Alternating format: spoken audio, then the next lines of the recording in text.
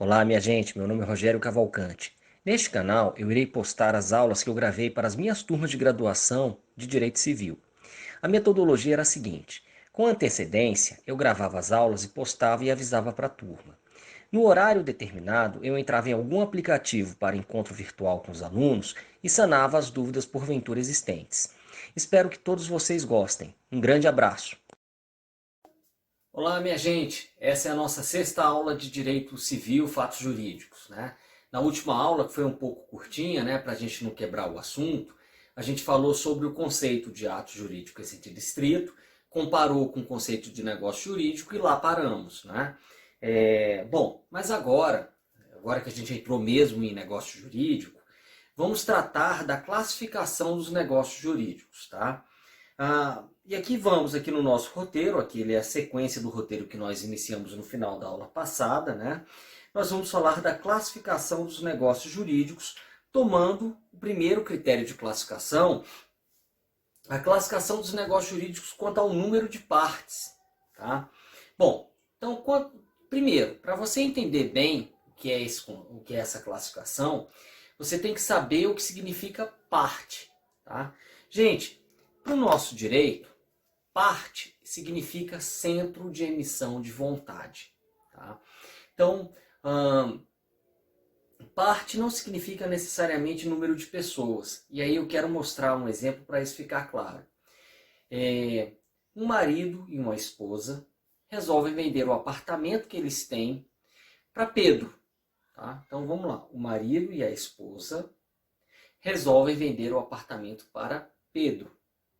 Quantas pessoas temos envolvidas nesse negócio? 3. Marido, esposa, Pedro. 3.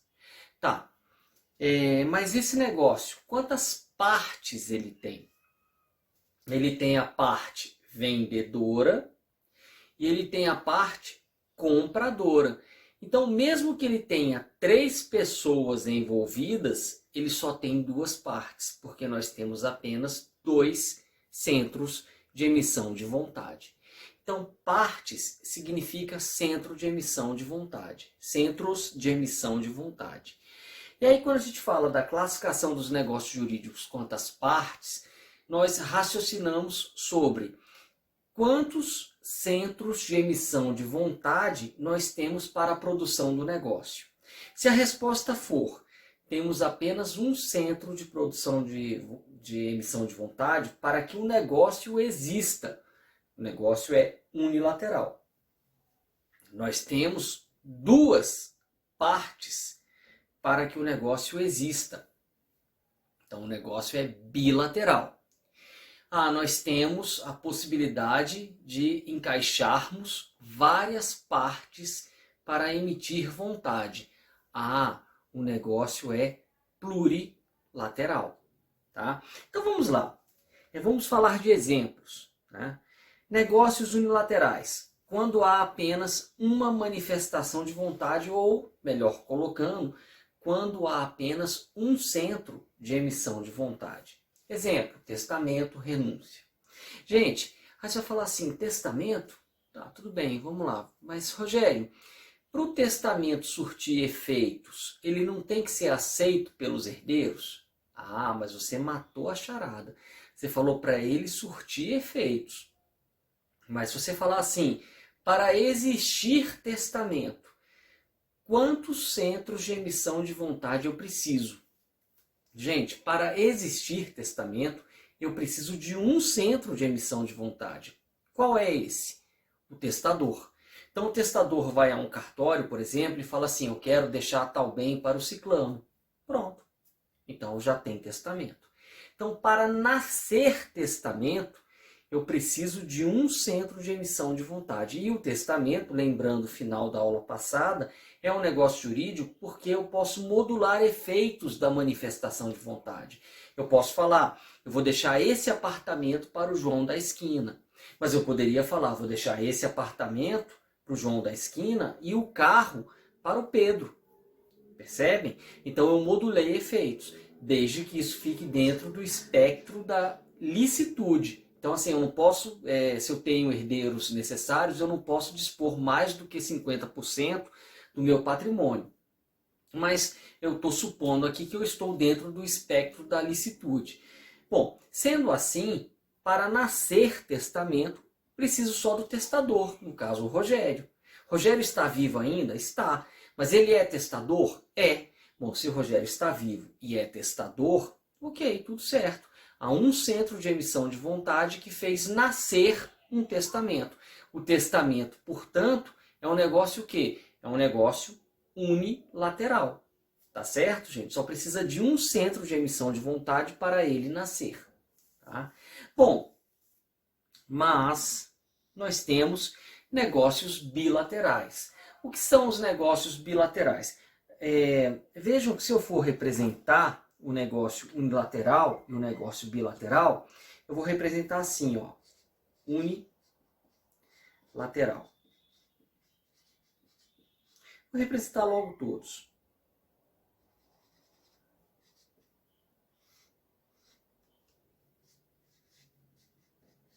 Bilateral.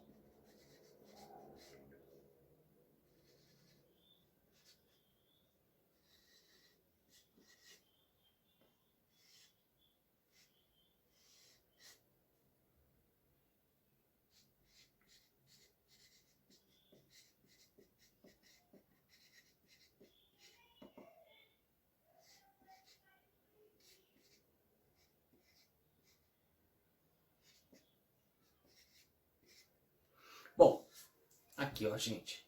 Se eu for representar unilateral, eu vou ter um centro de emissão de vontade, tá certo? O bilateral, necessariamente, eu tenho dois centros de emissão de vontade. Agora, o plurilateral, eu tenho a possibilidade de ter mais do que dois centros de emissão de vontade. Vamos a exemplos de cada um. Do unilateral, nós já vimos testamento, sem nenhum problema. Do bilateral, gente, a maior parte dos contratos é negócio jurídico bilateral. Tá? Por quê? Porque eu preciso do proponente e eu preciso de alguém para aceitar aquela proposta. Quando dois centros de emissão de vontade concordam quanto ao nascimento de um contrato, este contrato é firmado. Então eu tenho o proponente, né, e eu tenho um aceitante. Então eles manifestaram vontade e este contrato nasceu. Para a maior parte dos contratos funciona assim. Então vamos lá. Uma compra e venda é um negócio jurídico que bilateral. Por quê? Porque eu tenho um comprador e eu tenho o vendedor. E as vontades, elas convergem e nasce o contrato. Mas para nascer esse contrato, eu preciso desses dois centros de emissão de vontade. A doação. A doação, ela é um negócio jurídico bilateral. Por quê? Porque eu tenho o doador e eu tenho o donatário. Os dois manifestam vontade de maneira convergente e este contrato nasce. E eu posso brincar assim com quase todos os contratos. Tá? Mas, gente, é importante dizer que esta aula sobre classificação de negócios jurídicos, ela tem o propósito, assim, pelo menos de deixá-los familiarizados com nomenclaturas que vocês vão usar para o resto do curso de Direito. E aí, quando vocês entrarem em contratos, o professor de contratos ele vai dar a classificação dos contratos. E aí, quando ele falar de classificação dos contratos, ele vai falar de contrato unilateral e de contrato bilateral. Aí você vai falar assim, nossa, eu estudei isso lá em negócio jurídico. Calma, calma. Em negócio jurídico, você estuda negócio jurídico unilateral e negócio jurídico bilateral. Esta é uma classificação. Mas quando você vai transplantar isso para contratos, você vai ver que você precisa raciocinar de uma forma um pouquinho diferente. Por quê? Porque a doutrina contratualista, ela fala sobre contratos unilaterais e contratos bilaterais. E o pressuposto dessa classificação é diferente do pressuposto da classificação de negócios jurídicos unilaterais e negócios jurídicos bilaterais. Por quê, Rogério? Sem nenhuma pressa. Vamos falar bem devagarinho para o troço ficar bem par e passo. Vamos lá. Quando eu falo de negócio jurídico unilateral e bilateral, o meu pressuposto para a classificação é quantas partes eu preciso para nascer o negócio. Se eu precisar só de uma parte, esse negócio é unilateral. Se eu precisar de duas partes, esse negócio é bilateral.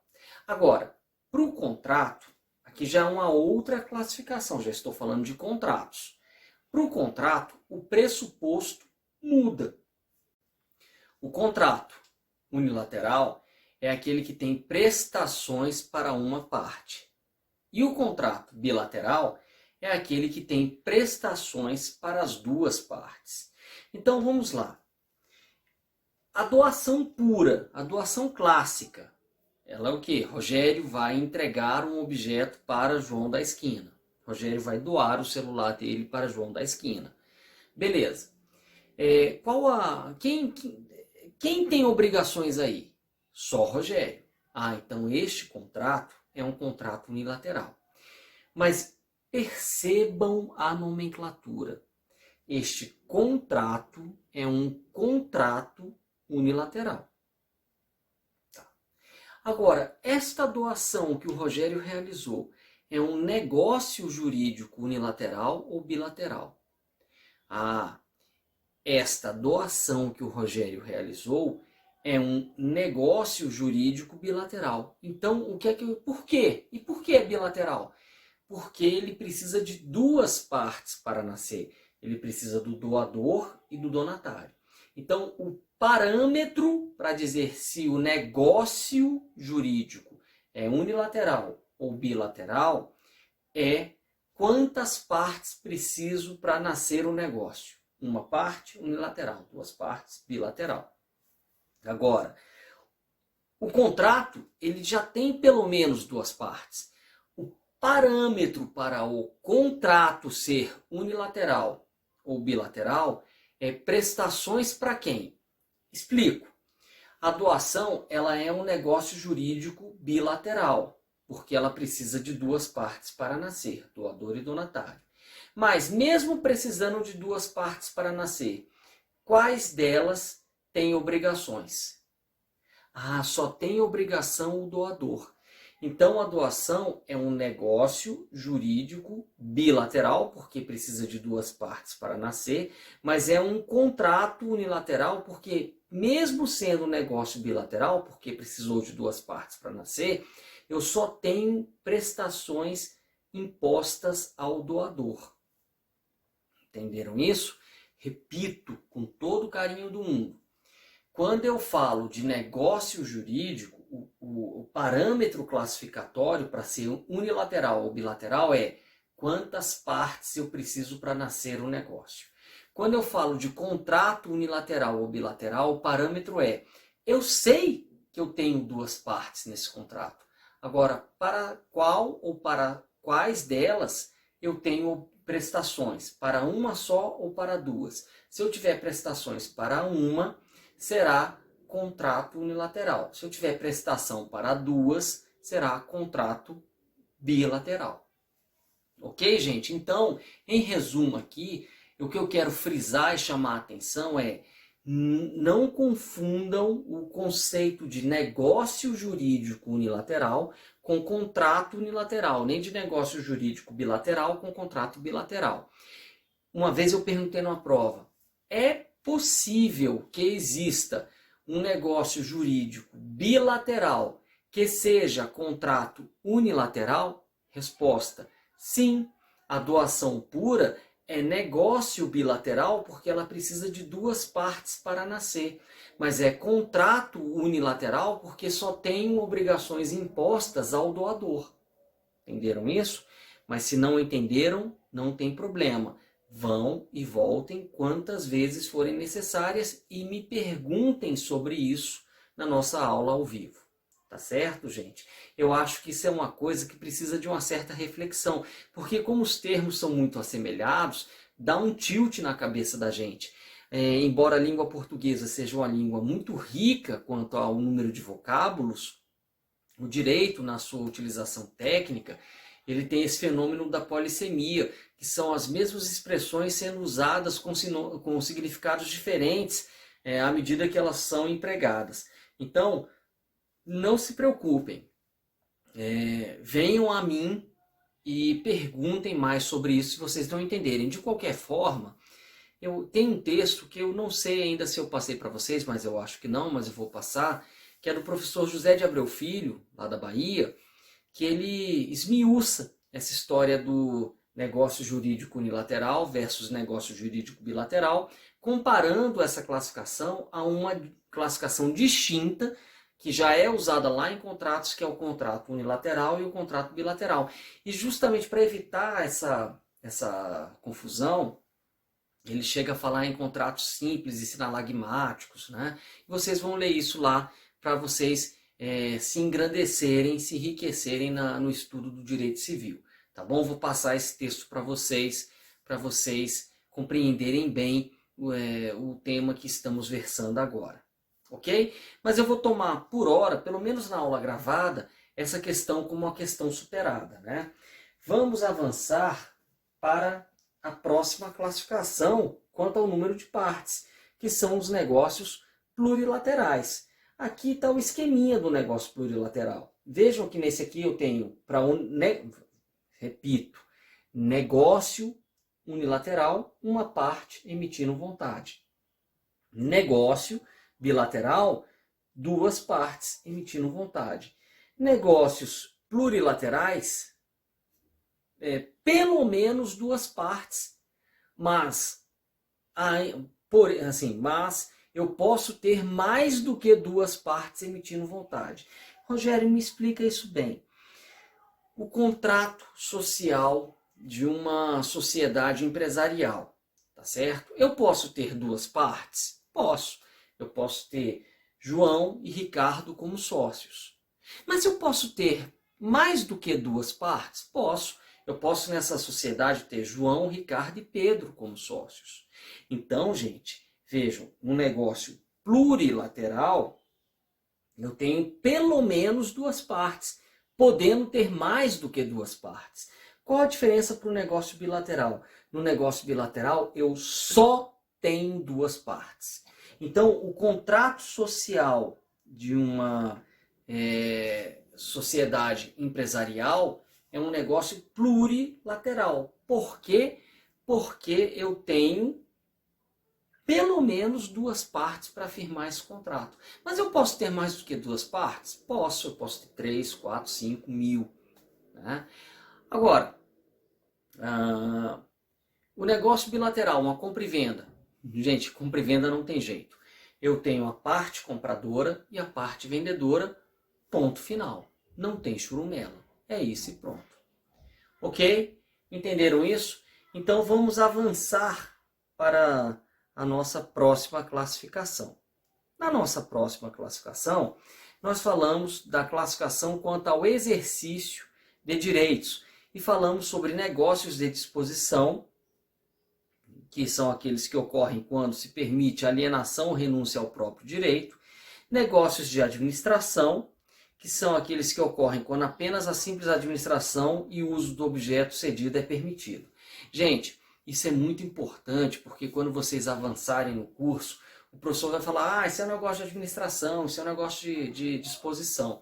Então, prestem atenção. Eu vou repetir aqui o que está aqui no roteiro.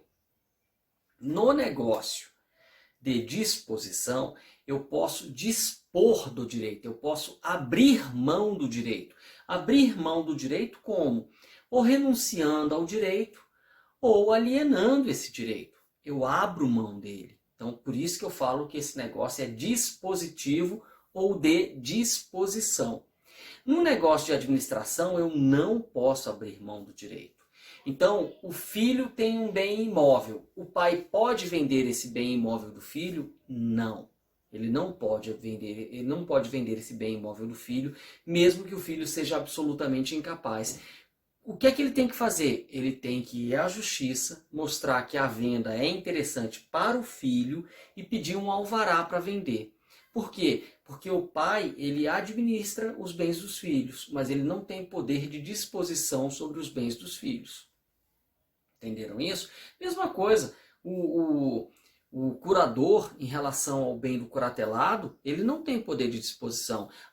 Quando eu dou uma procuração, se eu quiser que a pessoa venda o bem que eu dei, né, que eu fiz constar da procuração, eu tenho que dar a ela poderes de disposição sobre esse bem.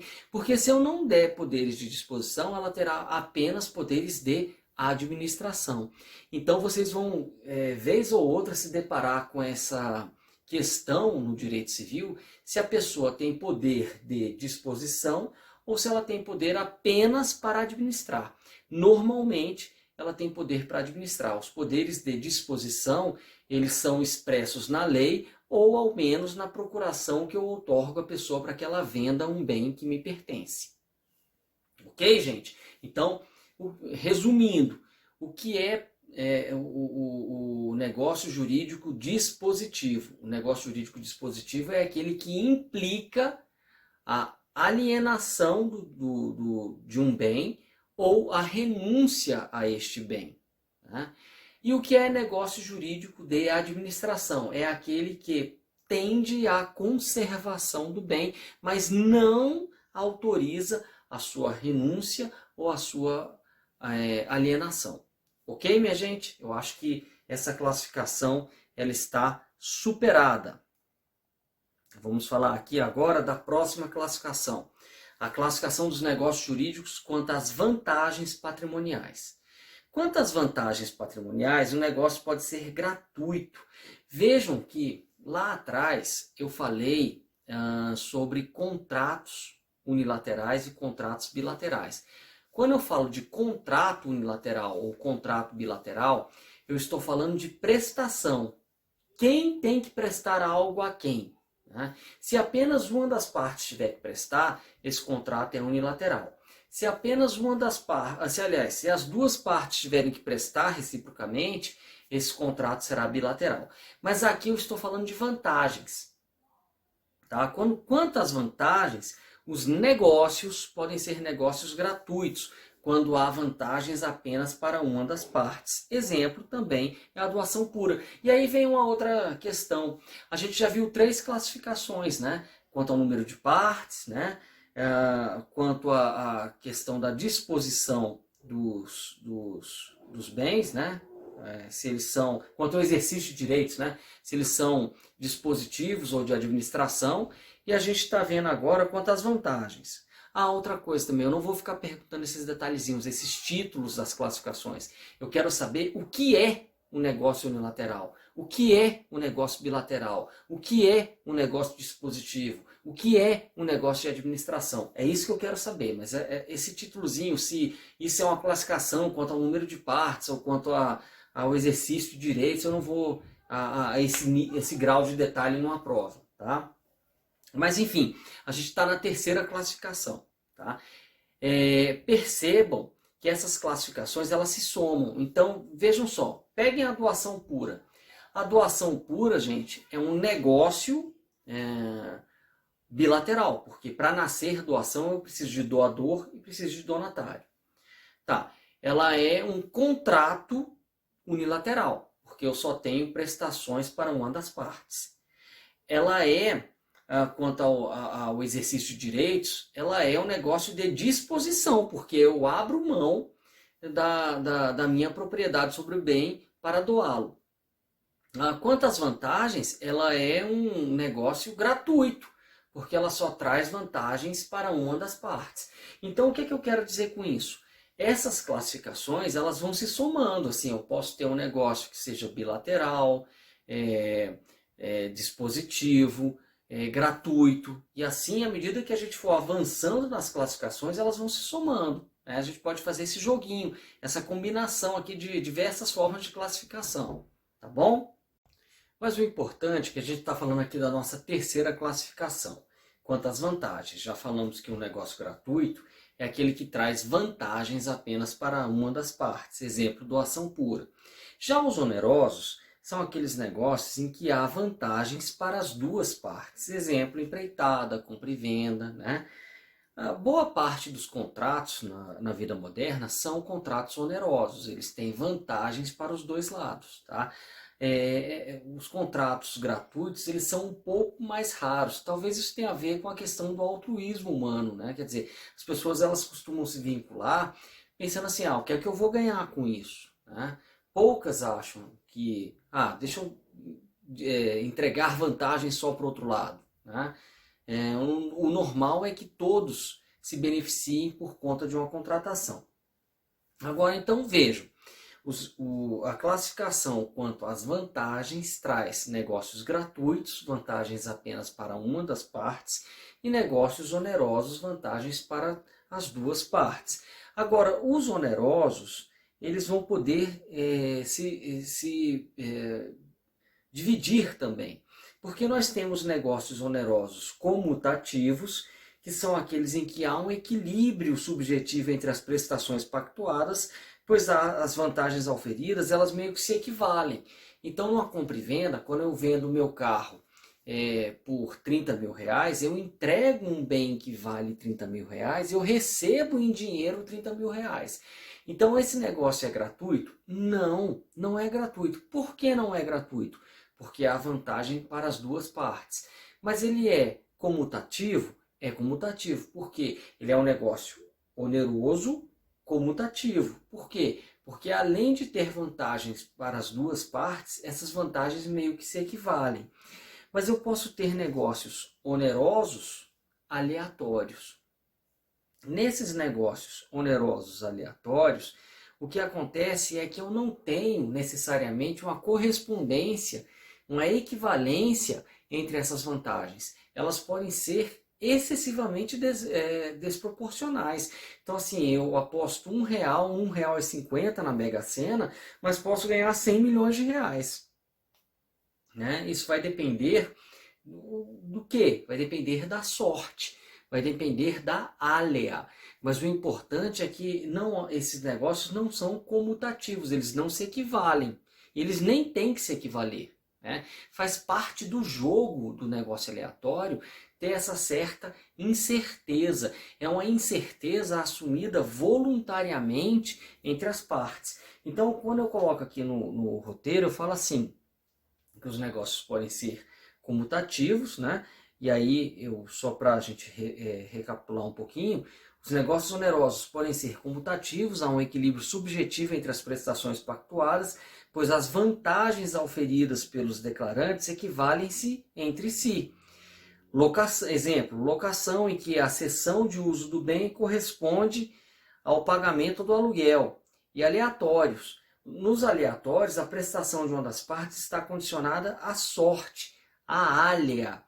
Exemplo de compra e venda de coisas futuras. Então vejam só esse exemplo. Eu chego lá, eu sou um investidor. Eu chego para um fazendeiro e falo assim, fazendeiro, se a tua safra for recorde, quanto é que você vai ganhar aí?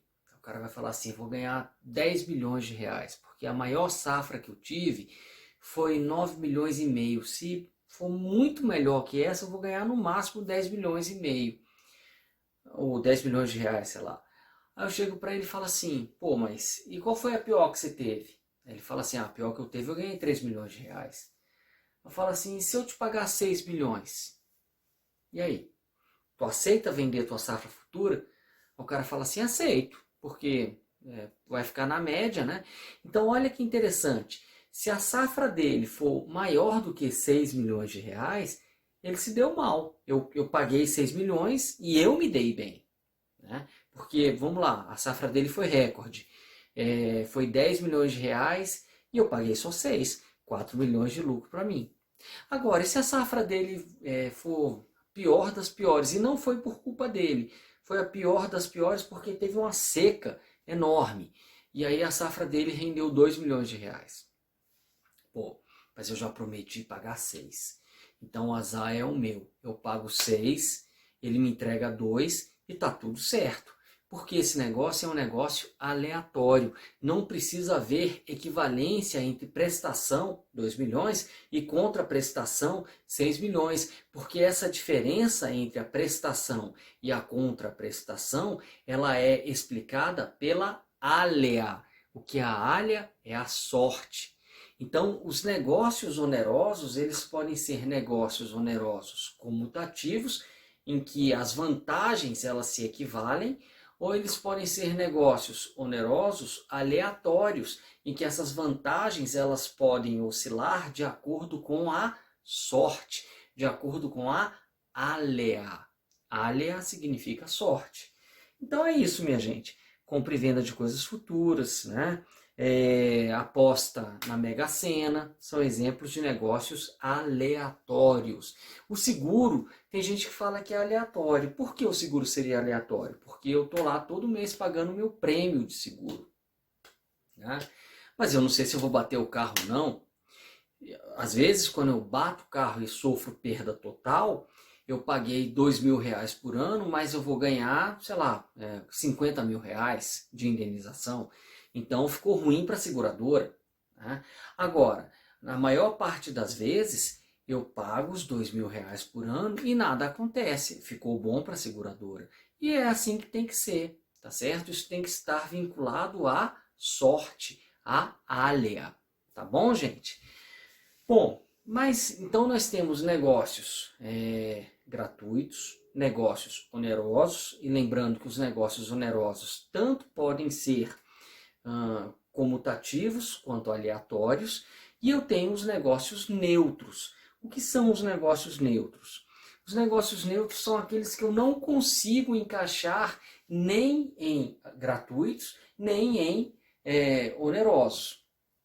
Exemplo, quando eu estabeleço que vocês estudaram isso no semestre passado, né? Bem de família, né? O bem de família ele pode ser legal ou convencional. Quando eu estabeleço um bem de família convencional, isso não é nem gratuito nem oneroso. Por quê? Porque eu não estou falando aqui de vantagens, eu estou falando apenas aqui que eu estou declarando no cartório que eu tenho vários imóveis residenciais e que eu elejo como bem de família aquele em que eu vivo. Pronto.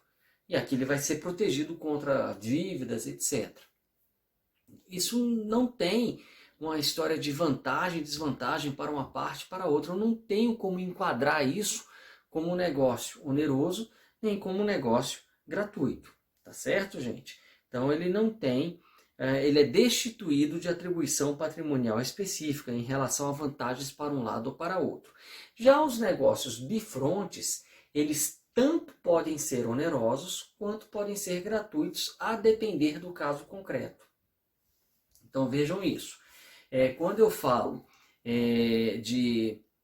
do mandato, o mandato ele tem a ver com a eleição de um representante para atuar em meu nome na minha defesa. Tá, vamos lá. Meu irmão viajou para a Ásia. Ele precisa de alguém no Brasil para tocar os negócios dele. Tá? Ele tem imóveis e ele precisa alugar esses imóveis. Aí ele vem a mim, Rogério, e fala assim: Rogério, tu é meu irmão, quebra meu galho, administra isso aí para mim. Beleza, eu quebro o teu galho. Passa uma procuração aí que eu administro isso, eu alugo, eu resolvo o negócio com os inquilinos, não tem problema. Mas eu não cobro nada dele porque ele é meu irmão. Então, aqui, este mandato é um mandato gratuito, tem vantagem só para ele, não tem vantagem para mim. Agora, se ao invés dele me escolher, se ele escolhesse uma imobiliária, porque tem muito know-how na área, etc. e tal, ele ia ter que pagar para essa imobiliária. Esse negócio aí seria um negócio oneroso. Então vejam, este mandato, a depender do exemplo, ele tanto pode ser gratuito, quando o meu irmão me escolheu para ser o procurador dele sem nada cobrar, então é gratuito, quanto pode ser oneroso, quando ele escolhe a imobiliária que vai cobrar dele. Então aqueles negócios que, a depender do exemplo, tanto podem ser gratuitos quanto podem ser onerosos, são chamados de negócios bifrontes. Então, quanto a essa atribuição patrimonial, nós temos negócios puramente gratuitos, negócios onerosos, e esses onerosos vão se bipartir, podendo ser comutativos e aleatórios. Nós temos negócios neutros que nem são onerosos, nem são gratuitos, e nós temos negócios bifrontes que podem ser, a depender do exemplo, gratuitos ou, a depender do exemplo, onerosos. Tá certo, gente? Gente, isto é um ping-pong. Você vai estudando essas classificações. Qual é o meu objetivo aqui? Entendam o que eu quero de vocês aqui. O que eu quero de vocês aqui é que vocês compreendam essa nomenclatura, porque o professor de contratos, de obrigações, de coisas, ele vai falar assim, isso aqui é um exemplo de negócio oneroso, isso aqui é um exemplo de negócio gratuito, isso aqui é um negócio dispositivo, isso aqui é um negócio unilateral. E ele vai falar isso sem perder tempo para explicar. Por quê? Porque ele vai entender que vocês estudaram isso em negócio jurídico. Então, o objetivo da minha explicação é fazer com que vocês se familiarizem com essa nomenclatura e entendam essa classificação, porque as próximas disciplinas de negócio jurídico, elas utilizarão esses critérios classificatórios que nós usamos. E não vão usar muito por esse nomezinho, não. Atribuição patrimonial, número de partes, não. Eles vão direto para as espécies. O que é negócio unilateral, o que é negócio bilateral, o que é negócio oneroso, o que é negócio gratuito, o que é negócio neutro, o que é bifronte, assim vai.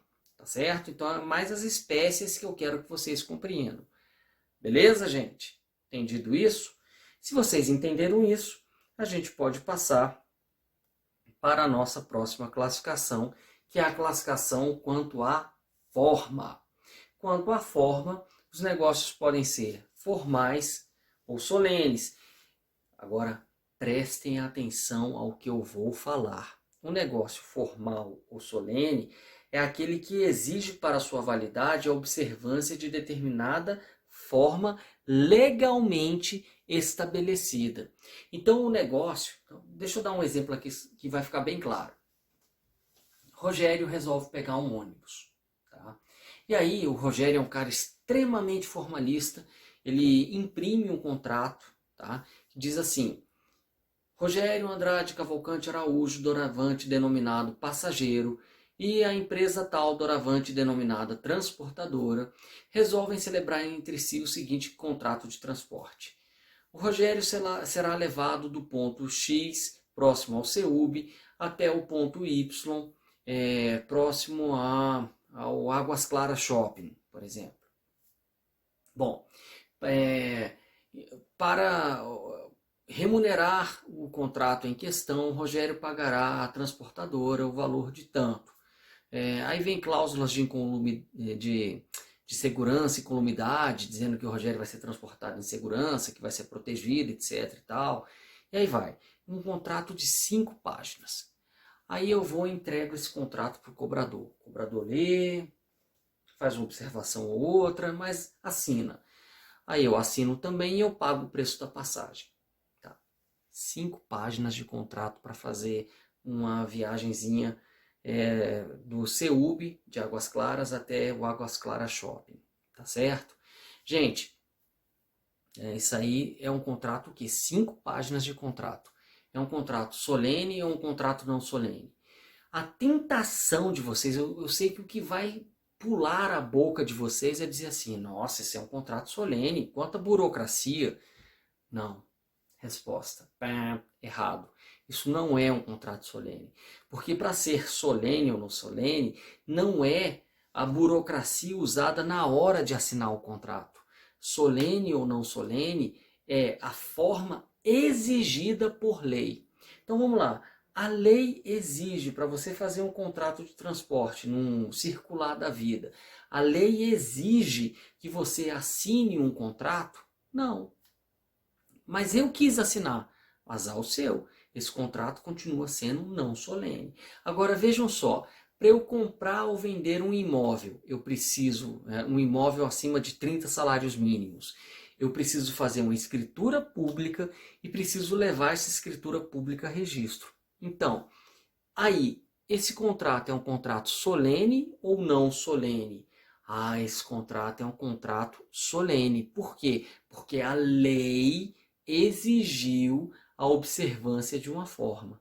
Então, não é a forma empregada por decisão das partes. Para ele ser solene ou não solene, é a forma exigida por lei. Quando a lei exige uma forma, este contrato é um contrato formal ou solene. Quando a lei não exige uma forma, ainda que eu queira burocratizar ao máximo, esse contrato continua sendo um contrato não solene. Então vejam só, a locação. Gente, a lei brasileira, ela não exige que a locação de um imóvel, a lei brasileira não exige que a locação de um imóvel seja feita por escrito. Normalmente é feita, mas a lei brasileira não exige. Tá, e se eu fiz um contrato de locação de um imóvel por escrito, esse contrato é solene ou não solene? Esse contrato é não solene. Por quê? Porque a lei não exigiu esta forma escrita. Entenderam isso? Por favor, me perguntem na aula ao vivo se vocês não entenderam. Tá bom, gente? Agora, existe uma outra coisa. Às vezes, e aí eu quero só falar de uma expressão para vocês, que vocês vão ouvir muito ainda, que é a história da forma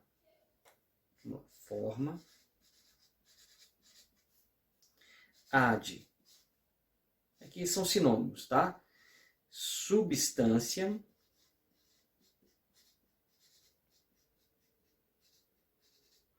também chamada de ad solenitatem,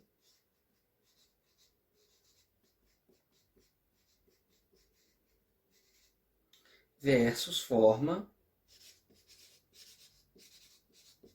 ad probationem. Falo dessa expressão porque ela, vez ou outra, ela é mencionada por autores de direito, forma ad substantiam, sinônimo de forma ad solenitatem, versus forma ad probationem. Se vocês quiserem pausar para copiar isso, ok, façam isso. Forma ad substantiam ou ad solenitatem versus forma ad probationem, tá certo? Gente, e o que eu quero dizer com isso? Olha só, aqui vem a história do negócio solene ou formal versus não solene. Tá? O negócio será solene ou formal quando a lei exigir a observância de determinada forma. Aí ele será um negócio solene. Se a lei não exigir a observância de determinada forma, mas eu ainda assim quiser usar uma forma para me precaver, aí nós temos um nome. Então vamos lá. Quando a lei exigir uma forma, é porque essa forma é da solenidade do negócio, é da substância do negócio. Qual o nome disso? Forma ad substantiam ou ad solenitatem. Mas é quando a lei exigir. Agora, suponhamos que a lei não exigiu nada, mas eu, de metida besta que sou, resolvi fazer um contrato escrito, resolvi burocratizar tudo, fazer 1000 formas para esse contrato. Esta forma que eu usei, ela não é da essência do negócio, ela não é da substância do negócio, ela não é necessária para o negócio, mas ela é uma maneira de eu me precaver. Por quê? Porque se amanhã ou depois eu brigar com a outra parte, eu tenho como provar o que eu quis dizer. Por isso que aquela forma escrita, embora não seja da essência, não seja ad substantiam, ela facilitará os meus mecanismos de prova. Por isso ela será uma forma ad probationem.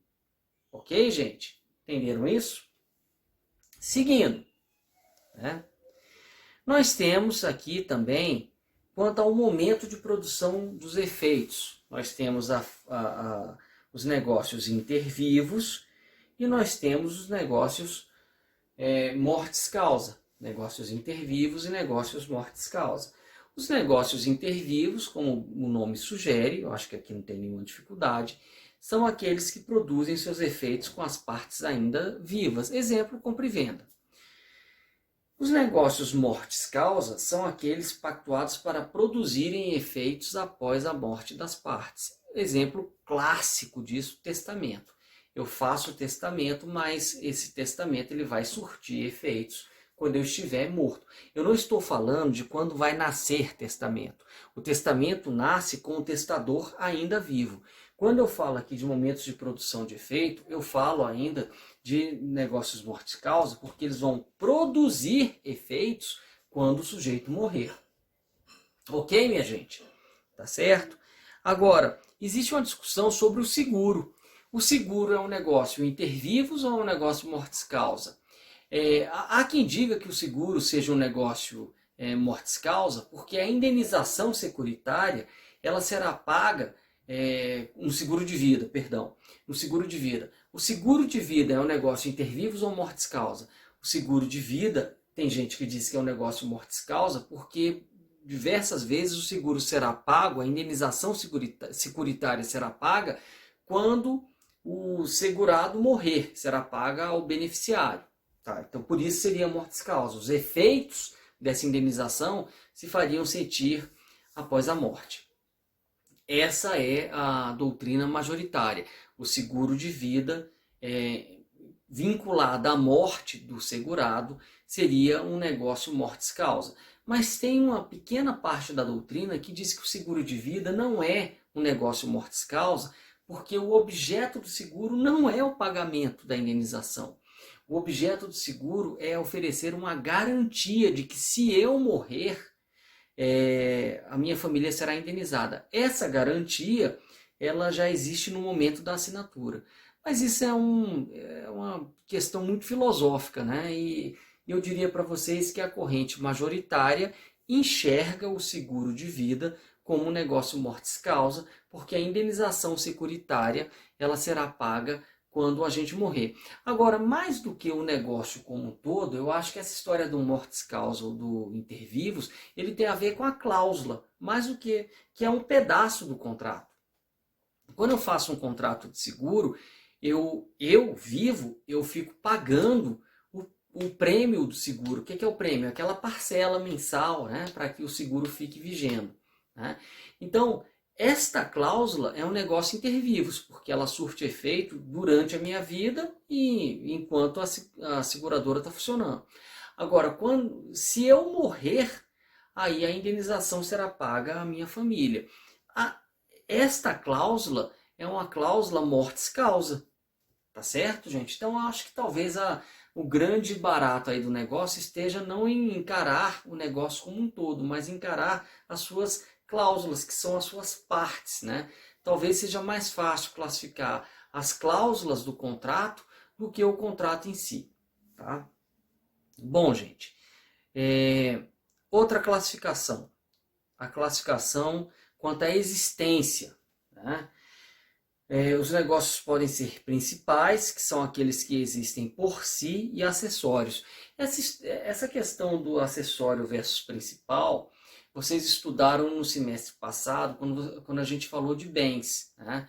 Então, nós temos bens que podem ser classificados. Né? Eu acho que vocês se lembram disso. Né? A classificação dos bens, ela ocorre de duas formas. O bem tomado em si mesmo e o bem reciprocamente classificado. O bem tomado em si mesmo, eu classifico olhando só para ele. Então, pega essa caneta e fala assim, essa caneta é um bem móvel ou imóvel? É um bem fungível ou infungível? Para classificar, eu olho só para ela. Agora, se eu perguntar, essa caneta é um bem acessório ou principal? Muita gente vai falar, acessório. Eu vou perguntar para você, por que acessório? Acessório por quê? Eu não falei em relação a quê? Se for em relação ao estojo, ela é um bem acessório. Mas se for em relação à tampa, a caneta é um bem principal. Então, a classificação de acessório ou principal, ela é uma classificação que leva em consideração a comparação de dois bens. E não vai ser diferente em relação aos negócios jurídicos. Quando eu falo de negócio jurídico principal ou acessório, eu estou olhando dois negócios entre si. Quando eu olho dois negócios entre si, se um existe por si, ele é principal. Se outro existe em função daquele primeiro, ele é acessório. Então, vejam só isso. Fiança. Gente, quando eu comparo a locação com a fiança, qual que consegue existir sozinha? A locação, tá certo? A fiança supõe a existência da locação. Então, a locação é o principal em relação à fiança. Ok, gente? E a mesma coisa o empréstimo, que é chamado mútuo. Né? O empréstimo, ele acaba sendo o negócio principal, a fiança, o penhor, né? a hipoteca são negócios acessórios em relação a esse mútuo. Mas o critério é esse. Quando eu comparo dois, qual que consegue existir sozinho e qual que supõe a existência do outro? O que conseguir existir sozinho é o principal. O que supõe a existência do outro é o acessório. Tá? Bom, quanto ao conteúdo patrimonial. Tá? Quanto ao conteúdo patrimoniais relacionados com bens ou direitos verificáveis pecuniariamente. Essa aqui também é interessante. Vejam só, quando nós falamos de patrimoniais, são aqueles negócios que podem ser mensuráveis pecuniariamente. Então, quando eu falo compra e venda de um carro, ela é mensurável pecuniariamente. Doação de um carro é mensurável. Você fala, como doação é mensurável? Gente, porque o donatário ele recebeu um carro de 50 mil reais. Isso pode ser mensurado? Pode. Então, esse negócio é um negócio patrimonial. Agora, negócios que versem, por exemplo, sobre direito de família, sobre direitos de personalidade, eles não podem ser mensurados. Então, eles são extrapatrimoniais. Ok? Outra classificação, causa. Essa classificação talvez seja uma classificação um pouco mais difícil de entender, mas a gente vai voltar a ela também quando a gente falar de elementos essenciais. Tá? Gente, o que é causa? Tá? A causa, ela é a razão econômico-social preponderante para a prática do negócio. Então, olha só, a causa ela não é uma circunstância psicológica. Tá? Então, deixa eu dar aqui um exemplo, isso vai ficar muito confuso agora, mas eu preciso que vocês reflitam sobre isso para que vocês entendam bem. Então, vamos lá. Olha só, na compra e venda, qual é a causa da compra e venda? Qual é a razão de ser de uma compra e venda? A razão de ser de uma compra e venda é entregar dinheiro em troca de um bem. Qual é a razão de ser de uma doação? É entregar um bem por mera liberalidade, de forma gratuita. Né? Isso é a razão de ser de uma doação. Qual é a razão de ser de uma locação? A razão de ser de uma locação é disponibilizar o uso de um bem em troca de uma remuneração periódica. Agora vejam que interessante. A causa ela vai se repetir em todos os negócios assemelhados. A causa vai ser sempre a mesma. É a razão econômico-social preponderante para a prática do negócio. Agora, isso não se confunde com motivo. O motivo é uma razão psicológica para a prática do negócio. Então, deixa eu dar um exemplo aqui para vocês. Quando duas pessoas vendem carros, a causa é a mesma. Eles querem trocar carro por dinheiro. Agora, os motivos podem ser diferentes. O Rogério pode vender o carro para ter dinheiro e viajar. Agora, o Pedro pode vender o carro para ter dinheiro para comprar um novo carro. Então vejam, as causas foram as mesmas, trocar carros por dinheiro, mas o motivo do Rogério foi viajar e o motivo do Pedro foi comprar um novo carro. Então o motivo ele tem um significado psicológico, circunstancial. Agora, a causa ela é objetiva, né? A causa é o quê? É a razão econômico-social preponderante para a prática do negócio. E o que isso importa para o nosso estudo? Porque existem negócios jurídicos em que a causa ela deve ser ela é explicitada. Quando eu bato o olho no negócio, eu sei qual foi a causa dele. Exemplo, compra e venda, doação, locação, etc. Por quê? Em todos eles eu consigo explicar a causa. Na compra e venda, é trocar bem por dinheiro. Na permuta, trocar bem por outro. Na locação, facultar o uso do bem em troca de uma remuneração periódica. Então a causa ela é perceptível pela simples prática do negócio. Agora, existem negócios em que a lei ela permite, e aí são excepcionais, mas que a lei ela permite que não se enuncie a causa. São chamados negócios abstratos. Nos negócios abstratos, eu não sei qual foi a causa para a produção deles, embora ela exista, mas eu não sei. Mas por que eu não sei? Porque a lei me faculta não revelar. Então um cheque, gente, o cheque ele circula. Então às vezes o cheque foi dado, eu dei um cheque para o pedreiro que fez um reparo na minha casa. Mas esse pedreiro pegou esse cheque e, como eu não pus o cheque nominal, ele passou o cheque para o João, que passou o cheque para o Pedro, que passou o cheque para o Ronaldo, tá certo? Qual foi a causa de emissão desse cheque? Se você olhar para o cheque, você vai saber qual foi? Não. Agora, se você olhar para um contrato de compra e venda, você vai saber qual foi a causa? Vai. É trocar o bem X por dinheiro. Entenderam?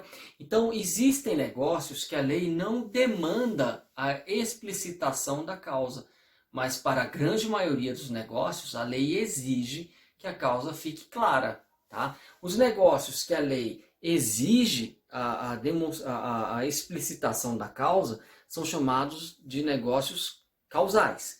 Os negócios que a lei ela dispensa a enunciação da causa são chamados negócios abstratos. Aí vocês vão me perguntar, professor, mas para que serve esse negócio abstrato? Gente, aqui tem uma consequência muito interessante. Os negócios causais, eles vão às vezes se encadeando e eles vão meio que um contaminando o outro. Então, um exemplo é a venda. Eu já dei o primeiro exemplo, que é a emissão de cheque. A emissão de cheque normalmente é um negócio abstrato. Eu não preciso dizer para que o cheque foi enunciado, para que ele circule e ele seja passado para a mão de A, B ou C. Porque ele é um negócio abstrato. Né? Eu não preciso enunciar a causa dele. E aí tem uma consequência muito bacana. Deixa eu dar um exemplo aqui. A, ele contratou o serviço de B e ele passou um cheque para B. Tá? Então, ao contratar o serviço, ele passou o cheque para B. Beleza, gente? Ao passar o cheque para B, ele ficou esperando que B prestasse o serviço. E B deu um calote, não prestou o serviço. Calote. Não prestou. Mas, como eu disse para vocês, o A passou o cheque para B e o B deu um calote, não prestou o serviço. Só que o B pegou o cheque e passou para C. Bom, gente, chegou a data do vencimento do cheque e o C, aliás, o cheque até vence à vista, né? Mas o C não recebeu esse cheque porque o cheque foi sustado. Olha só, como o A não recebeu o serviço de B, o A assustou o cheque. E aí o B já estava com esse cheque na mão. Quando o B foi lá para o banco depositar o cheque estava assustado. Aí o que é que o C fez? Descobriu quem foi que emitiu o cheque, que foi o A, estava assinado lá o nome do A, e entrou com a ação. Entrou com a ação contra a A. Olha essa historinha toda. A contratou um serviço de B e pagou por cheque. Ele já adiantou o cheque. Mas o B deu um calote e não prestou o serviço. Mas ao tempo em que o B não prestou o serviço, ele passou o cheque para C. Quando o C foi depositar o cheque não foi sustado.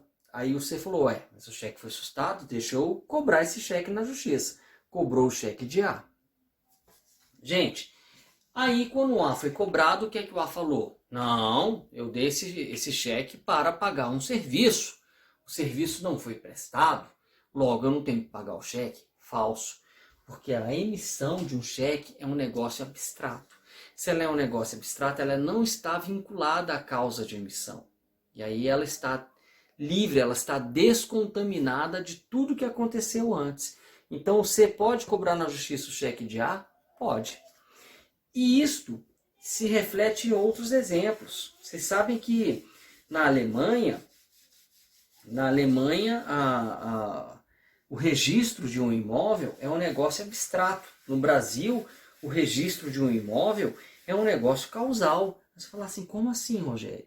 Olha só, a gente tem, no nosso cartório de registro de imóveis, quando eu registro uma escritura, o cartório faz um resuminho da escritura. Ele vai contando toda a história. Se vocês pediram a certidão do imóvel, na certidão vem toda a história do imóvel. Imóvel criado por meio da matrícula tal, vendido de fulaninho para ciclaninho, doado do ciclaninho para o beltraninho. E aí ele vem com toda a história do imóvel. Mas ele vai mencionando todos os negócios numa cadeia causal. Se um desses negócios for nulo, tudo dali para frente vai ser desfeito. Na Alemanha não é assim. Na Alemanha, a compra e venda de imóveis é um negócio abstrato. O que é que eu quero dizer com isso? Lá na Alemanha, ao invés de falar assim, o imóvel foi vendido de fulaninho para ciclaninho, doado, né? Só vem assim, imóvel transferido de A para B, de B para C, de C para D. Tá. Se houver alguma nulidade nesses negócios entre A e B, entre B e C, entre C e D, não importa. Como o registro não fez menção à causa do registro, eventuais problemas nisso vão ser resolvidos por perdas e danos. Por quê? Porque o negócio é abstrato. Ele não está vinculado à causa que lhe deu origem. Por isso que é importante falar de negócios causais e negócios abstratos.